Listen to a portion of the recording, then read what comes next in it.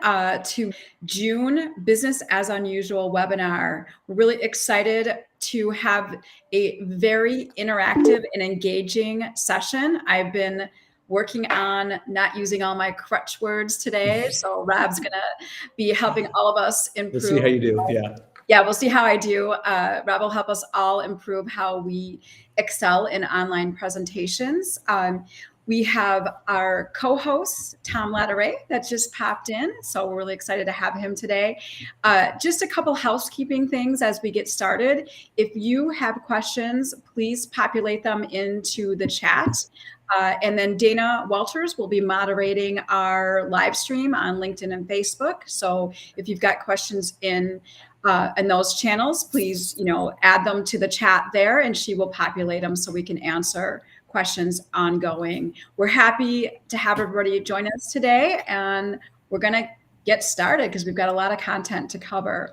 So going to just introduce my co-host today. So it's Tom Latteray, and he is my really good friend, one of the greatest humans I know, and he's also the managing partner at M3 Learning. M3 works with companies as large as Google and WebEx to small organizations like our entrepreneurial startups.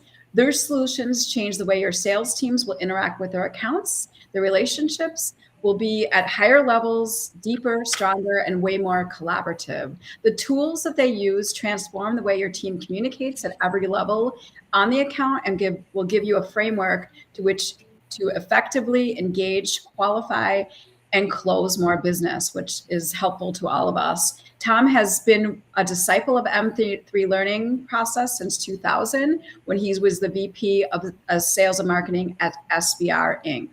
With over 26 years of marketing, sales, and sales management experience, Tom is able to really bring a unique perspective to the M3 Learning experience, because he's not only teaching people to do it, he lives it. And then our fabulous guest today, we're really excited to welcome Rob Johnson. Many people in the Chicago market will recognize Rob. Rob's president of Rob Johnson Communications. Clever name, Rob. And yes. He's a TV journalist. Spent a lot of time working on that. Yes. Well, I know a good branding organization, so if you need some help. So, but he's been a TV journalist for more than 25 years. He's been working as an anchor and a reporter. And the last 20 plus years were spent in the Chicago market, as I mentioned, where he built trustworthy, credible, and high integrity brand. Now Rob's really taken his TV skills and experience to multiple charitable boards where he serves. And then he's also using it to help support business and business professionals manage their public relations challenges. He works with C-suite executives to help them best lead their companies through media training, messaging strategy, and navigating through crises when they arise. We've had no crises in the last few years. He's also assisting clients with image building, marketing, and branded, as well as COVID-related issues. He helps these leaders build internal and external communications and virtual presentation training, which he is sort of taking a break from today to join us. And so I'm going to start with Tom. Tom, tell us what's not on your bio. Tell the audience some unique fact about yourself to get us kicked off. All right, it looks like Tom might be frozen. So Rob, we'll go to you for that question.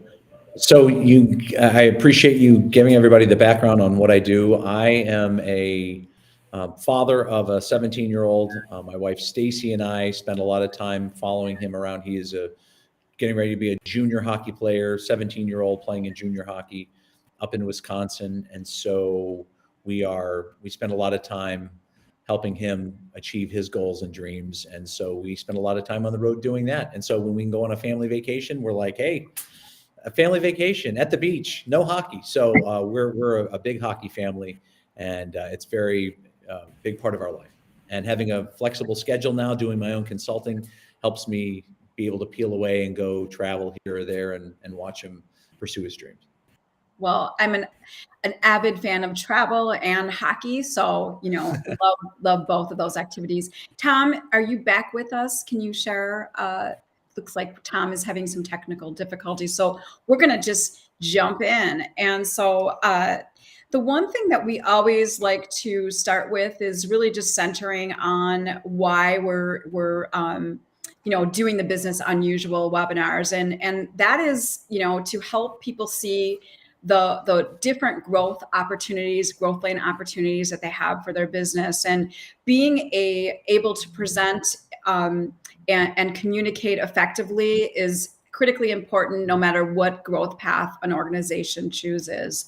So let's sort of jump into the meat of your presentation. Parker, if you can go to the next slide. And so, Rob, let's start off.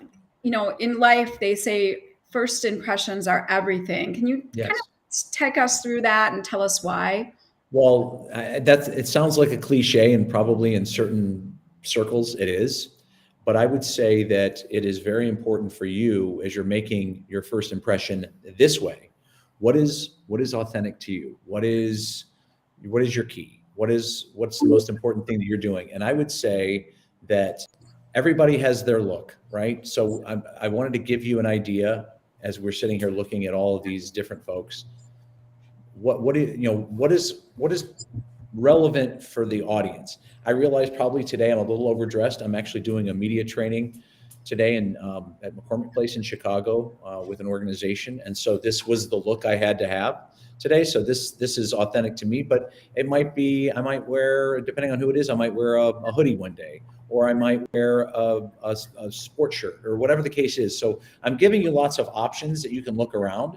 And some people are like, hey, it's pretty informal. So we want to make sure that you look the way you do, relevant to the meeting that you're in. If people are dressed up, then you probably need to be more dressed up like this. If people are more casual, business casual, or just strictly casual, you need to do that. The flannel shirt, a lot of people working remotely, employ that. So that's my best advice for everybody that's thinking about that.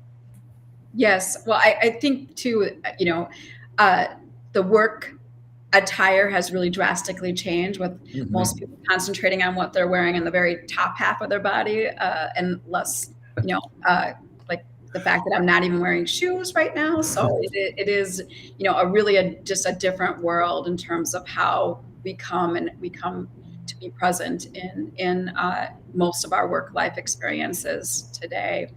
So, Tom, welcome back. Are you I think I'm okay. We were having some technical problems, and so I think we're okay now. Excellent. So why don't you take the next question for Rob? Yeah. So, Rob, I think, you're talking about first impressions. Why is that so important when you're connecting with the folks that you're talking to? Why does that create such an important piece of where you need to start? That's a great question, and it's going to help me bridge to the next thing that we're going to talk about here, which is the way you look is because we're virtual. I mean, we can only see each other from the chest up or the neck up. So you're missing a lot of things going on in the room, right? You're missing body language. You're missing walking in a room and shaking a hand and how are you and that sort of thing. This is how we do it. So what do you do that can make a difference? And these are all things that when you add them all up, they have real value, but they're all smaller things. And today you're going to hear me repeat some things, and you might say to yourself, gosh, he's being repetitive. I'm being repetitive by design because I want to drill this point home to you. And here's the point I also want to drill home to you as it relates to not just how you look in terms of how we all look in this little box that we're in right here, but what you say. And I love this piece right here, because content for a meeting, for a presentation, for whatever it is, if you're a sales team, if you're an executive, it doesn't matter. Content is the most important thing that you can think of in terms of how am I going to pitch this business? How am I going to get a sale? How am I going to further my cause? So when you see this pie graph, I don't want you to think for a second that I'm saying content's not important. What I am saying is content is very important. It's probably going to win you the business or lose you the business. Yeah. But your voice and your persona, how you connect with people, is going to really win the day. And because you're not in the room, because you can't read the body language, because you can't reach out and shake a hand, you have to make sure that you're doing everything you can on this end to be engaging. So I'm a fast talker. I'm a hands talker. I'm hoping it's not too distracting. I'm not waving them everywhere, doing that sort of thing, but I'm doing what's authentic to me right now, which is presenting in the way that I present and the voice that I use, and also doing some things that would be nonverbal that are helping loosen me up. For instance, the hands. This is authentic to me, but it's not authentic to everybody. You may be somebody who wants to keep your hands on the table. You're comfortable doing that. You may want to keep them down at your side, whatever the case is. There's not one right way to do it, but your voice, your persona, the way you connect with people, the way you're looking into this little camera right here, that's what's going to help. And so I love talking about this piece because people go, what? You're saying my content's not important? And I'm saying, no, your content's very important. But the way you connect is with your voice, with your persona, is going to win the day for you, no matter what your objective is that particular day. Rob, if I could just add something, we work with a lot of inside sales teams, and we know groups that will, before they get on a big call, they'll do a bunch of push-ups, or they'll stand up, they'll walk, they'll do something that creates an impact that they know is going to get over the phone or over the Zoom call, whatever that is. Is there anything you do? Is there anything you do to kind of? Well, that's later in the presentation where I kind of at the end, I like to talk about it. We can talk about it now, and then I'll kind of share it with you again. So today I woke up early. I knew I had to be down here, and I worked out. So for me, it's a workout. So for other people, it might be I need 2 cups of coffee. I can't function unless I have 2 cups of coffee. Or it might be I need 8 hours of sleep. If I don't get 8 hours of sleep, I am useless. So everybody has something, so working out, some people would say yoga. I do meditation from time to time. It really helps me out. Yeah. It helps center me. It helps calm my mind. It helps keep me focused. If I'm dragging a little bit, in lieu of caffeine, I might meditate for 20 minutes. And I come out and I'm like, okay, I feel good. So everybody has their thing. There's not one right way to do it, but whatever your thing is, make sure that you employ it. Sleep, workout, caffeine, meditation, you name it. And I'm not saying drink 12 cups of coffee, because it's funny in some of these presentations, trainings that I do, and it'll say, don't drink caffeine. And I'm like, well, if you drink it and it gets you awake, that's fine. I don't need you to have 12 cups of coffee where you're wired. Right. So I love that I think when I give a presentation, I'm very focused on the content. And I'm glad you clarified sort of that balance of how you show up, your voice and persona, as well as that attention to the content. What are some of the other key elements for delivering an effective communication? Well, let's kind of talk about this, and as we advance the slide here, I think it'll really help people understand kind of where we're talking about. I think the other things we need to be talking about here are coming up with your messaging. So you're doing a presentation. We've already talked about what you're doing before to get ready. We're talking about how you should look. And then you need to really hone in on what is your clear but differentiated message. So this boils down to a few simple things. And I just did this an hour ago with the group I was doing media training for. And I said, like I always do, people say, this is it. This is not it. But this is the start. And the start is, if you can't answer these very simple questions about what you do, who you do it for, why you do it, your passion, and what's your value proposition, why are you better in your sector? If that comes up, that's the least of the important questions as we kind of get going. And what it does is it will tee up a 15 to 20 to 30 second elevator pitch that will help you, who are you? What do you do? Who do you do it for? Why are you better? And if you can answer those 4 questions in 15 to 20 to 30 seconds total, it's gonna set you on the right path. That doesn't mean a woman we just worked with did a beautiful 15 to 20 seconds, and then she started getting into something else, and it was like, stop right there. You had it. It was your central message. It was your pitch. You made a great point. stop. And if the conversation's good enough, and it will be, if you're focused and you know what your message is, you know what your objective is when you're in that meeting, it's going to elicit follow-up questions. Yeah, we've even seen that helping your full team, sort of people that you might not think of in terms of conveying your brand message, giving those teammates, a elevator pitch so that they can, at a cocktail party, or if you're asking them to do a networking event, be able to communicate that value proposition that you offer as well. And that's perfect that you mentioned both those things, because an elevator pitch, people are like, I hardly am ever on an elevator. It is not literal. It is proverbial, and it is the cocktail party. It is the seminar. It is the, where you're pitching yourself and what you do. It may have to be in this regard right here, where you have to do it. And it's, a little bit more, separated, because we're not all in the same room together. So I think you brought up some great points there, because that's exactly what it's meant to do. And it's meant to be the appetizer for the whole conversation. It's not meant to be the whole meal. You're not eating the entree and the dessert and the first, what do you do? Who are you? Don't give them chapter and verse. They don't want to know chapter and verse. Give us the most important parts of what you do. A woman that I just worked with, I like to reference that because it's fresh in my mind, was very passionate about children. And that was evident in her first 15 to 20 seconds. And then when she started getting into the other stuff, it was like, nope, stop right there. You did great. You have to know what those messages are. You have to know that this is just the beginning of the conversation. So what are some of the other things that help your story come to life?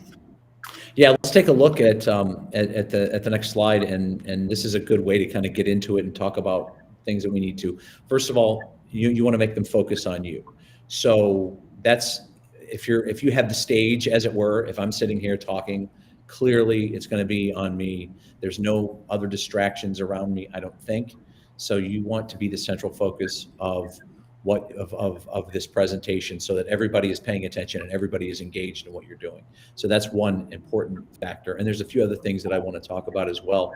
If we can take a look at some of the other things when it comes to knowing your audience, this is very important. So you're not always going to be giving the same presentation to the same people over and over and over again. Maybe there's a sales pitch, maybe you're doing it frequently, that's one thing. But you have to know your audience. Who is your audience? Where are they, and what matters to them about your story? And then telling a story, crafting anecdotes to support what your story is and why it's meaningful to your audience. And I always like to use this technique, and sometimes it's not always a story, a stat, and a soundbite. That's in a perfect world, that's the tidiest way to do it, but it could be just a story. So, recently I was working with some doctors, and they were talking about diagnosing someone. Somebody came in with something, and because of their technology and everything, they were able to diagnose something serious like a brain tumor. And the point was, you need to go in and see your doctor. And people go, yeah, right. And by telling that story, she illustrated exactly what you need to be doing. If you have a story around your pitch, it's relatable, it's meaningful, and I think that it's very important to let people know about. So that's why I would always say, and especially as you're getting into it, it's like, okay, Rob, the floor is yours. And I start telling you about what I do and why it's important and who it helps. But if I can tell a story around it, if I can tell you the story about the doctor that employed this thing in the right way, or I can tell you about the other woman. So what I'm doing is I'm telling you stories. I'm not saying, oh, stop, let me first tell a story. I'm just telling one. I just told you two. It wasn't the be all end all. It wasn't the greatest thing ever, but it teed up the rest of the conversation. And the more you can do that, the better off you're going to be. And there's nothing that gives me greater joy as I work with executives to see them not employ this. And then we go through some training, some concepts, and then we'll come back, and there may be a real interview that's going on with somebody, or there'll be a real presentation that's going on, and they'll try the story. Hey, I had a CEO recently talk about family, like their 500 employees felt like family. Then she told a 20 or 30 second story about her own family to make her point. And I'm like, that works. Knowing your audience, knowing what's important to them, very important. And the telling the story thing is key for me. Well, Rob, I think it's so critical. I mean, great speakers figure out ways to almost speak to every single person in the audience, even if there's 500 people in that room. So that's the successful side of it. But we all have been in those presentations where, the speaker is a lot of ums and ums, and they're telling you how nervous they are. And maybe they're reading every word on the slide. And you're like, oh, come on. And they're not, what are some tips that you would give for folks to really create a wow factor and make sure they're connecting and resonating with their audience? Well, this slide is actually a good example. I submitted it to everybody at Red Caffeine a while back, and now in retrospect, I wish there was less words on it. So you're right. You don't have to read every word on there. You can use it as a reference point. I could probably condense this to, audiences, who, where, what matters to them. So if you're condensing it, and all it's meant for in terms of a presentation is a guide, to guide you there, to give you as the presenter, if I see something up on the screen, I know exactly where I want to go. Well, I noticed really, even in your case, you didn't read every one of these words. You just picked one or two words and you talked about it. I thought that was really powerful. Well, so if I had to do it again, I'd have even less words, Tom. But you're right. I'm using it as a reference point so people can say, oh, I'm following along. Okay, that's fine. So it's used as a reference point. It's also meant to guide you, like, okay, here's what I want to say. If I have these three things, I know kind of where I want to go. So it's really meant to guide you, but to have you know enough about your subject matter that you have the confidence to go from slide to slide, from topic to topic, to your various pieces of content, and know that it's making sense to people, and know that it's congruent, and knowing that you're sort of pointed in the right direction. That's what these are meant to do. They're not meant to be chapter and verse on everything. Yeah. Any other techniques that you use to really put the wow factor in your presentations? What other tips or techniques could you give us for that? Well, I would say that first of all, it's virtual. So and as we go through some of these slides, let's go to the next one if we could, and take a look at this. So we did story, stat, soundbite. Let's kind of continue with that and kind of move through that, because I think we've already visited that enough. So I was giving you an example about a company. And it's just telling the story. And then if it's something that, as I was sitting here, I came up with company X that offers customized financial products and services to our clients. And then I have some verbiage here that it's fill in the blanks to what's important to you. Then the stat might be the next slide. And it would have to be something really impressive. This one happens to be 96% of shares are held by employees. That's a really impressive number. You don't want to say, hey, 53% of because you're like, well, that's barely over, that's barely a majority. But something like this that drives your point home. 96% of our shares held by employees. Great one. And then at the end, like a little soundbite, a little something to leave you with, like nothing's more important than our clients, our communities, and our culture at Company X. So it's something where you're like, oh gosh, that's good. So I think that these are effective, the story, stat, soundbite, as I mentioned earlier, an effective technique. And if you use I did mention it as sort of just, hey, tell a story. And then if you're somebody that wants to connect, and you can do this in 30 seconds, you can do this in 30 seconds. And so some of the best practices that I see, and we're talking about virtually today, but there's also some good things that you can do as well to make sure that when you're going into a boardroom, that you are prepared to present. Boardroom style meetings, obviously you want to make sure that all your content is that everybody knows who's doing what you're doing, that sort of thing, that you're well aligned. And this is where people fall short during virtual presentations. So a boardroom style meeting, make sure you have your content. It's a maybe 1 or 2 dozen people in there, right?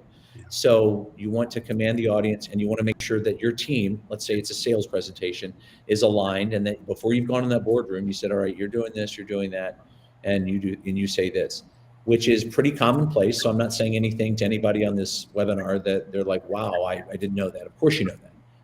Where I have found that people have fallen short as it relates to the virtual boardroom, when you're making the virtual presentation, people will say, we always met right outside the boardroom for 5-10 minutes and we choreographed it. And then somebody will say, and then I'll ask people, when you're in the virtual meeting, they say, oh, it was terrible. Nobody knew what was coming next. There was an awkward pause. We didn't know what was going on. And I would say, and again, I don't think this is terribly insightful, but it's more insightful than you might think. Did you get on Zoom half an hour before, 20 minutes before, and choreograph what everybody was going to do? Oh, no, we didn't have time. We have all these meetings set up all day. We didn't have time to do it. You were doing a presentation that you were going to do in whether it's a boardroom or it's a virtual boardroom, and you weren't ready to know who was next and who was saying what, and you'd be surprised. So what I'm suggesting to you all, as we talk about boardroom style meetings, and as they relate to this particular topic of the virtual boardroom, the virtual meeting, is the preparation still has to be there. Because nobody's going to say, hey, I'm going to walk into a presentation and not prepare. Of course you are. You must prepare. You must choreograph it. And because you're not all in the same room, because we're all seeing each other in this fashion today, you need to take time to have that extra meeting, that extra engagement to make sure that everybody is aligned. So Rob, I have a follow-on question around that. I think a lot of times it's referred to as like an ensemble presentation. How do you sort of determine who will take what role and sort of coach people around taking those I statements out of their conversations, or how people get introduced? What are some tips for the boardroom in preparation that you could share with our guests today? Yeah, it's this could be any meeting, but certainly for this particular subject, it's the I and the me. You want to minimize that because you're selling the services of you all, of we. And so I would be very mindful of the words that I choose to use, because I and me are not going to play when you're part of a team that is selling whatever you're selling, or if you're an executive and you're trying to point out the virtues of your firm. And so I think these things are all very important when it comes to that. So there's some other scenarios that you're going to take us through too. Yeah. So board meetings. So presenting to large groups, and this is sometimes difficult because it's a large group. Let's say it's 50-ish or more. Getting everybody focused is key. Everybody will quiet down. And so we're talking about the actual large group in person, and then we'll talk about the actual large group as we're going on virtually. You want to make sure that you have the command of the room, that they're focused on you. I showed that graphic a little bit earlier, that they're focused on you, that they can see what you have to offer, and that you're engaging them. So sometimes the hard part, and it's certainly hard today. I mean, I'm engaging with you too, but I know there are other people on here, but because it's a webinar, I can't see anybody or hear anybody. I know we're going to get questions and chats coming in, and I can see some of them on the side here, but you want to be engaging them, the large groups.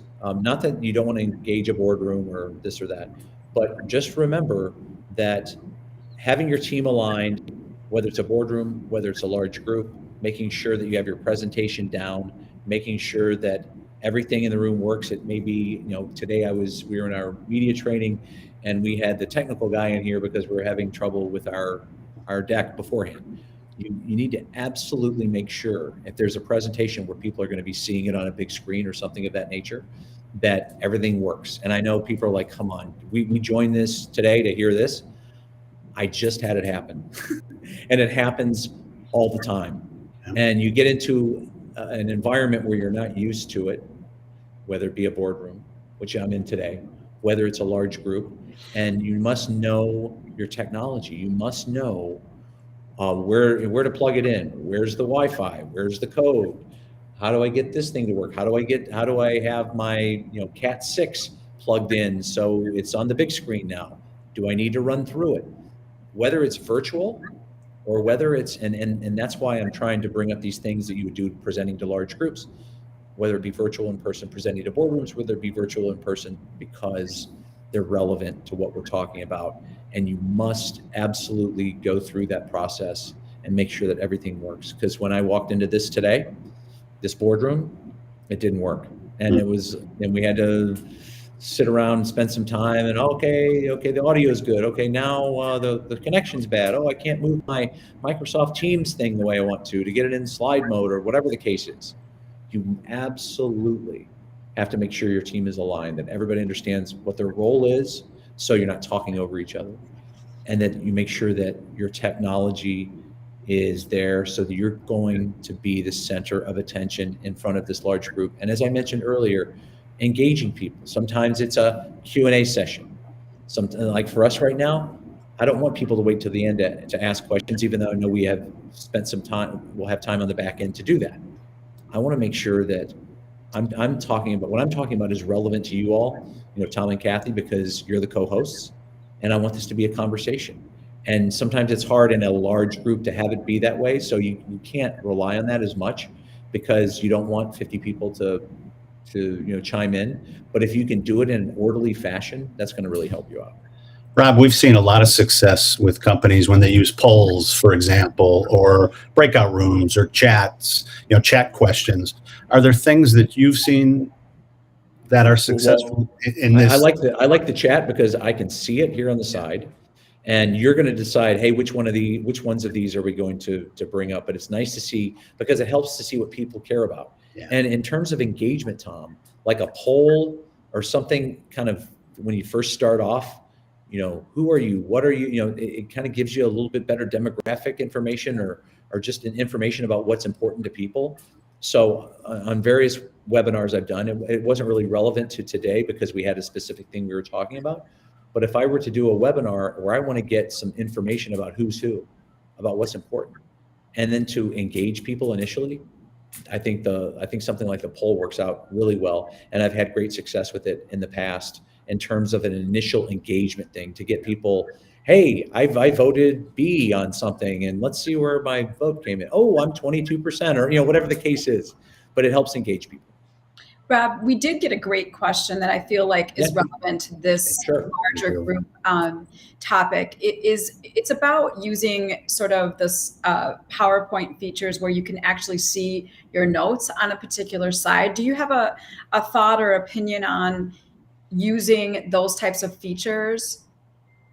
So you're talking about presenting, like, say, to a large group, and we're in a big room, but your notes are popping up on the side. Is that what we're talking about, Kathy? I'm not sure. So in terms of, there's a way to view in presentation mode where you can see your notes on your slide deck, or you're really just seeing the slide itself. Okay, if I'm being perfectly honest, and I've used my notes and that sort of thing, I would prefer that you were in presentation mode, so it's full screen and not seeing the notes, because I don't want everybody to know how the sausage was made, honestly. And that's kind of what it is.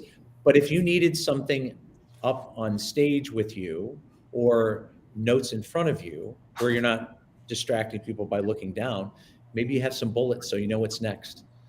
I would prefer that to, I get to see your notes, because if I'm sitting here presenting, anything else that's on the screen is going to be a distraction.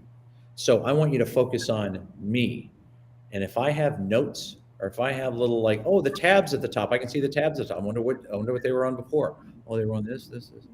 And then I'm not paying attention to you. And so you've lost the room. So my note on that would be, and I saw that question pop up too, is for a PowerPoint, I would prefer you to have your own notes in front of you. And I don't want you to have a script.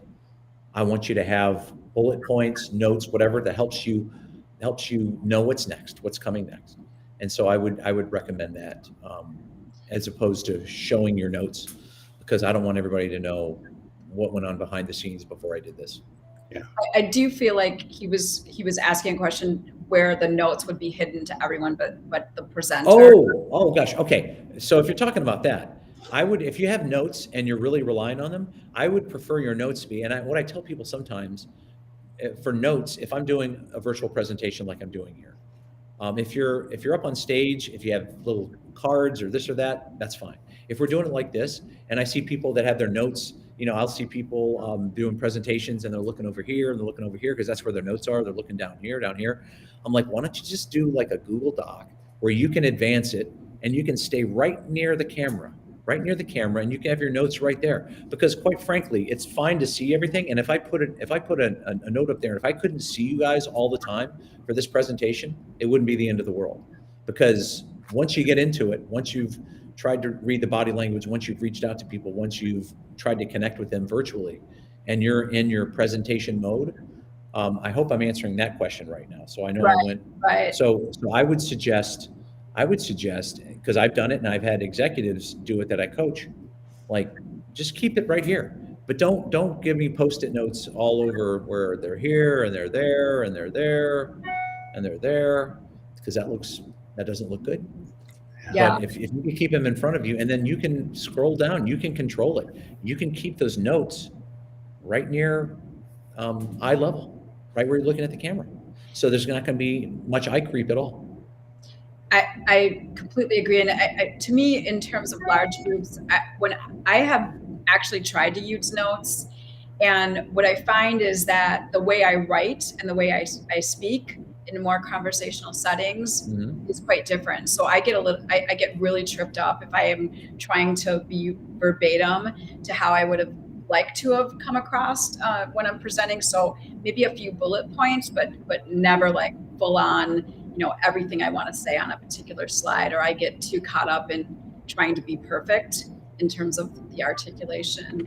And the one other thing, Rob, that I love doing when I'm doing like a larger group setting is be at the room when people are walking in, be at the door and getting a few conversation starters going, like, why are you attending? Is there anything important that you wanted me to cover today, so that you have a little insight into what the audience is hoping for, so you get that opportunity to address those things right away versus waiting for a question to be asked. That's a terrific point, because if you're doing a small group, then you can kind of figure out who's there and in advance and know what's going to be important to them. But engaging them, and whether it's a Q&A or a chat on a virtual presentation, or whether it's just taking somebody's temperature, like, what's important to you? You walk in to a training or to a presentation, and you're going to have specific goals in mind.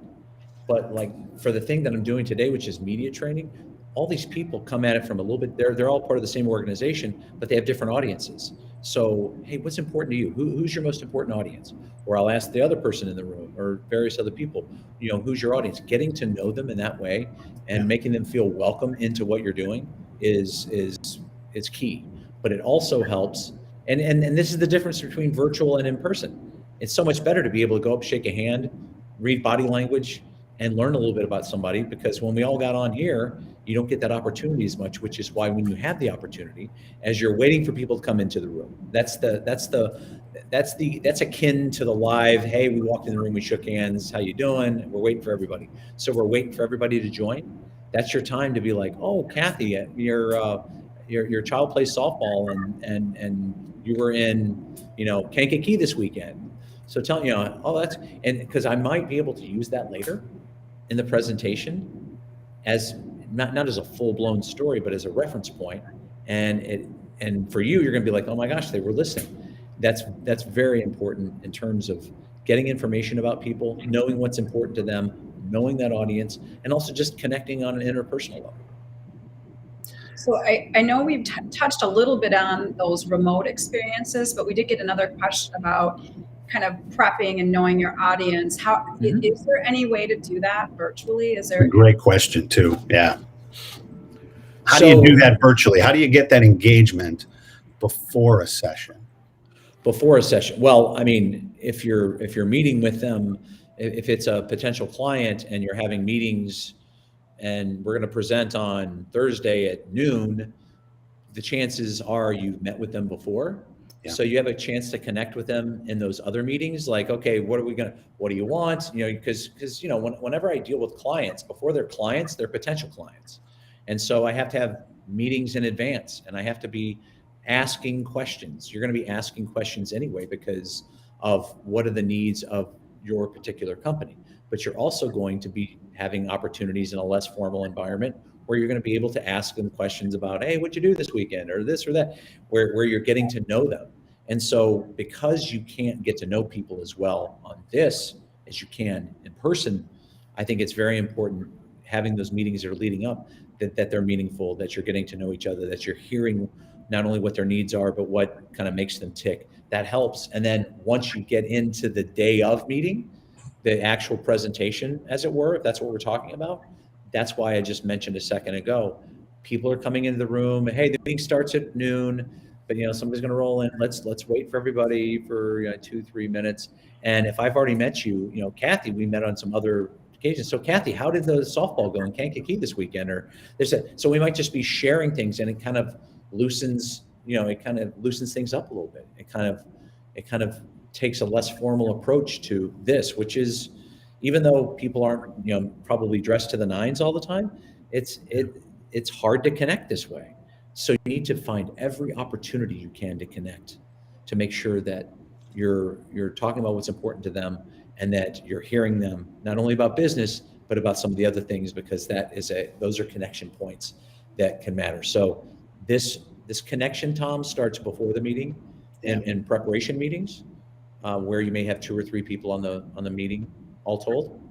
And then as you get into your team doing the work, and then it's a presentation to a bigger group, then it's, oh, hey, I want you to meet Jennifer. She's the CFO or whatever. Oh, tonight, So so during that time before it's, hey, it's the presentation, that's when you have those opportunities to do that. Yeah, we've seen good success with pre-programmed surveys, pre-programmed polls that then populate your first 1 or 2 slides. And so, Rob, I'm definitely hearing a lot about preparation. I think that's critical. In order for you to have a great presentation, it's really about the preparation you do ahead of time. So now you're in the presentation, and somebody asks a question. Maybe it's a little bit of a right turn. Maybe it's a complete left turn. Who knows? Any tips on how you kind of get agile? What are the things you can do to prepare yourself for? Let's advance the slide and talk about that very specific thing. This is something that we don't need to get into as much. We kind of organize this, sequentially. Next slide. Yeah, there you go. So here we go. So we've talked about some, and I'm gonna actually go back to the virtual, the what you need to do to present virtually. But let's talk about techniques for answering questions. So you have hooking, bridging, flagging, and compare and contrast. And I don't want to spend a lot of time on hooking, because that requires a follow-up question, even though I know we have it in here. So we're probably going to zip through that a little bit. But bridging, this is a perfect example of what you're talking about, Tom, where somebody asks you a question there. So when you walk into a meeting, a presentation, whatever the case may be, you need to know what your central message is. You need to know why you're there today. For this audience, at this moment, right now, what do I need to be talking about? And I would say the bridge helps you do that. So somebody asks you a question, always answer it. If it's not a winner for you, then you answer a question briefly, but then you bridge it back to what you want to talk about, which, you'll say, and I'll give some techniques here in a second, but bridging is very important because it allows you to take something that you can answer a question. It may be not something you want to spend a lot of time on because it's not going to help you in that particular day, but it helps you get back to your messages. And let's advance this and go through this. So hooking, I said I didn't want to spend any time. Let's jump to bridging here, because hooking requires somebody asking a question. So the idea of bridging is moving deftly from one issue to another. So you would answer the question, and then you would move on to your message. And I think you see politicians do this all the time, but they do it horribly.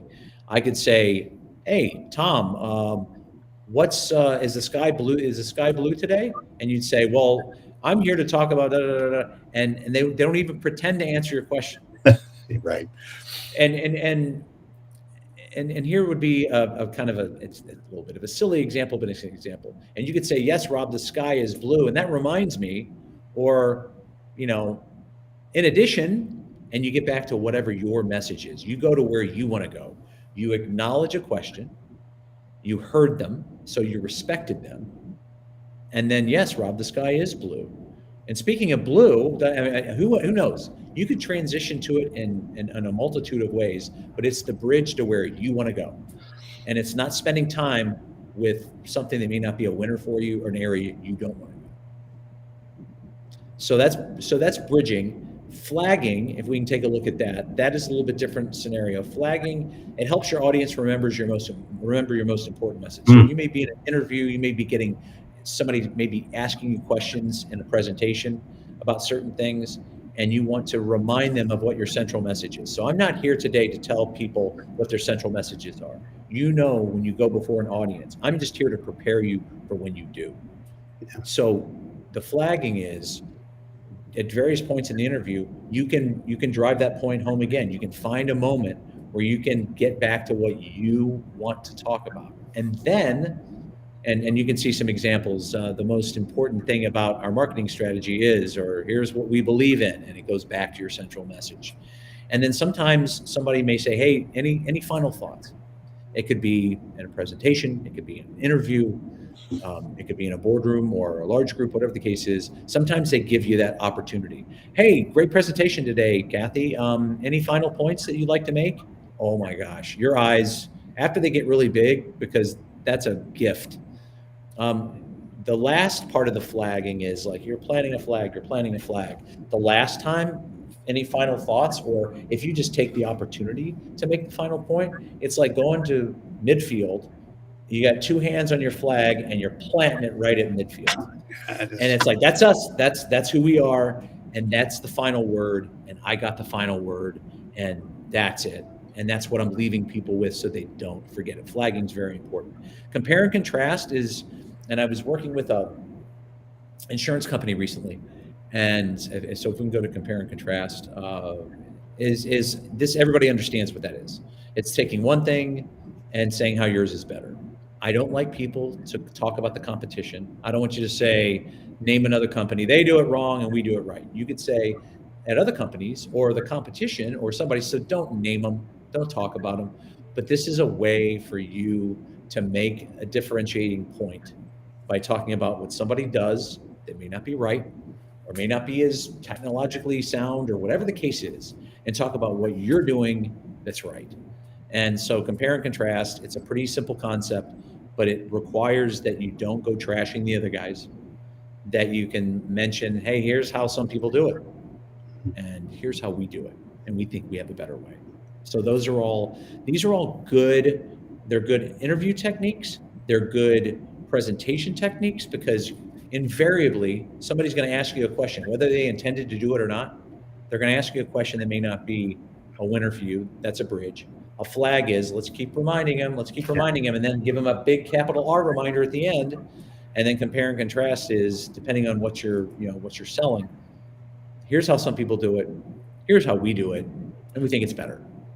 What I love about that too is, you're never going to win an argument in front of a large room. So everything you've talked about is that space of agreement, and there's a mutual place. Yes, I love it, but you're still planting that flag, and I love that. That's really good. Yeah, very, very important. So when you go to, go ahead, Rob. Yeah. No, I was going to say, yeah, please go ahead and ask. When you go to plant your flag, I think the last slide, we've really got this, and it's a powerful one, is, what's the flag you plant as far as preparation? What should everybody do to prepare for their presentation? Well, I think what you need to do, if we're talking about planting the flag or anything else, Tom, is making sure that you have prepared and you know exactly what your purpose is in that meeting on that day.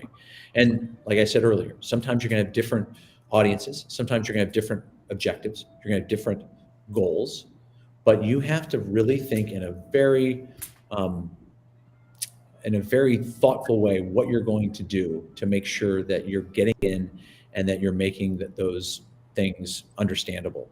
And if I could, and I know that we zipped by the virtual slide a little earlier, but I don't, so we're going to go to gaining that. So right there, connecting when presenting remotely. It all starts with preparation. We all know that, coming up with your central message, but then there's some technical things that I mentioned earlier too, like knowing your technology. knowing how things work on the computer for the virtual presentation, much as us getting on 15, 20 minutes before and kind of going through it and making sure it works. So for me, it's cameras just about at eye level today. I'm not saying the lighting is perfect because I'm in kind of a foreign area and I'm doing media trainings all day. But if I had to do anything right now, I would probably put a light over here, right there. Put a light over there to bounce it off me a little bit better. When we were first setting up, I had a little bit more distracting background, and I just tried to make innocuous pictures the background. So you don't want backlighting, that make you look like a silhouette. You also don't want your blinds to be open, and all of a sudden I can see cars driving by, or I can see people walking to a parking lot or something like that. You want them to be focused on you. And also what I did today was, and I don't do it for every one of my presentations, but because it was a big deal and there's a lot of people on here, I made sure I had my microphone here, my Shure microphone that I use for my podcasting. And that's why I have my headset on, so I can hear it better to make sure that it sounds okay. That's very important too. Is that pertinent to maybe a sales meeting where people? No. But if you know that you're going to be presenting in kind of this fashion, where people are coming and there's going to be a large group of people, you want to make sure that you give them every opportunity to be as clearly heard as you can be heard, making eye contact. You don't want to be too high or too low. Like, I don't want to be looking down at you. And so there's some of these techniques that work well.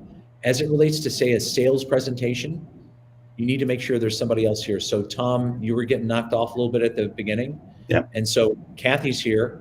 We have, and what I would suggest too is if somebody has administrative rights and you're presenting a deck at let me say at a sales pitch, that you have a redundant deck, you have somebody else who is also able to share the screen, who also has the ability. So if you get knocked off, Tom, Kathy can continue that slide and you can continue the conversation, as opposed to saying, oh, I'm sure Tom's going to get back on in a minute, I don't know what happened, because that just kills it, right?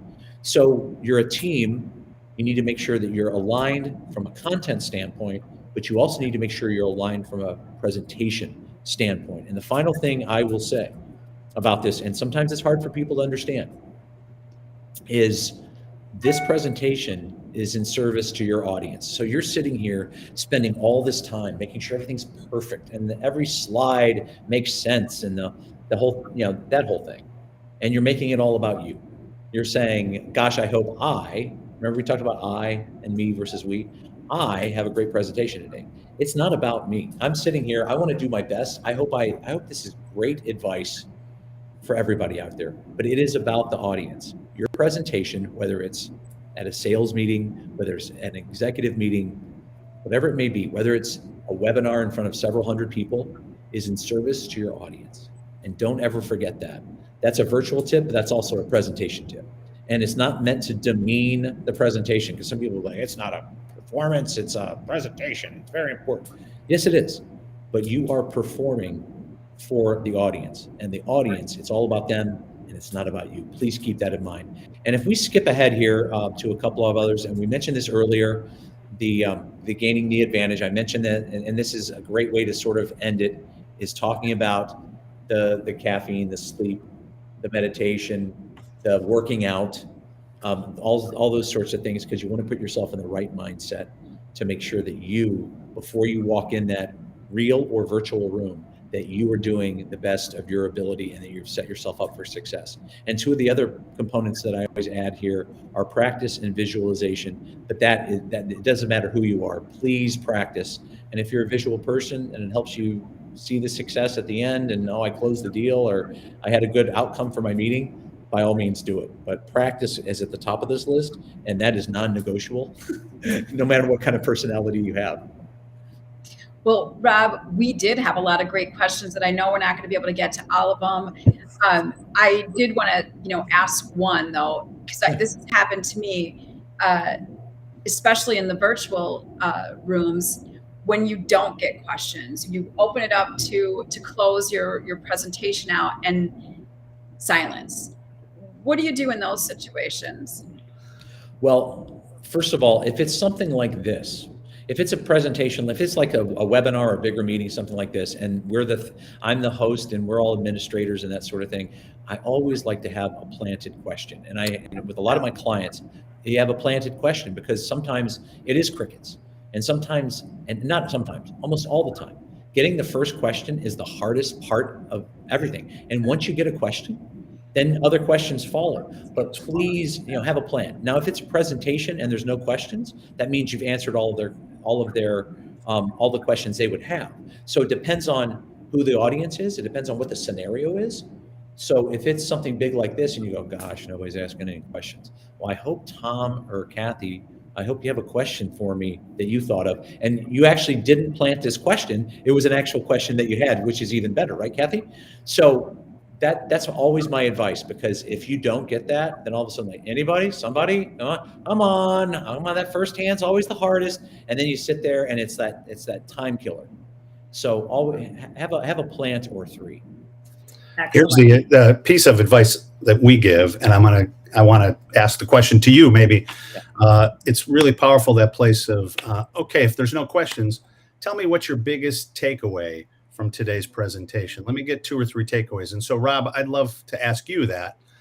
In the audience, what is the top 2 or 3 takeaways that you think they should get from this presentation? What are those flags you wanted? The flags for everybody that are here, that is here today, is, first of all, I want you to understand that preparation is key. That when you're doing it this way, that extra step or 2 is absolutely imperative. It requires more work, but you absolutely have to do it, because you don't have the benefit of being in the office with somebody, with, being able to walk in somebody's office and what are we going to say? What are we going to do? How are we going to game this sort of thing? So preparation is key. Yeah. And the next 2 are related. It's message and audience. You can't tell everybody everything you know. You're a subject matter expert in your field. And somebody says, what do? You can't go on a 5-minute diatribe. You have to prioritize your messages. For this particular thing, what's the important thing I can convey today? So knowing your audience and having a very specific message that you want to convey on that day. If you all walk away with those things, preparation, messaging, and audience, then I've done my job today. And the rest of it is unique to virtual. I'm not saying the virtual pieces of this discussion aren't important. They're very important. But it all starts with those 3 things. And then there are things specific to this method of communication.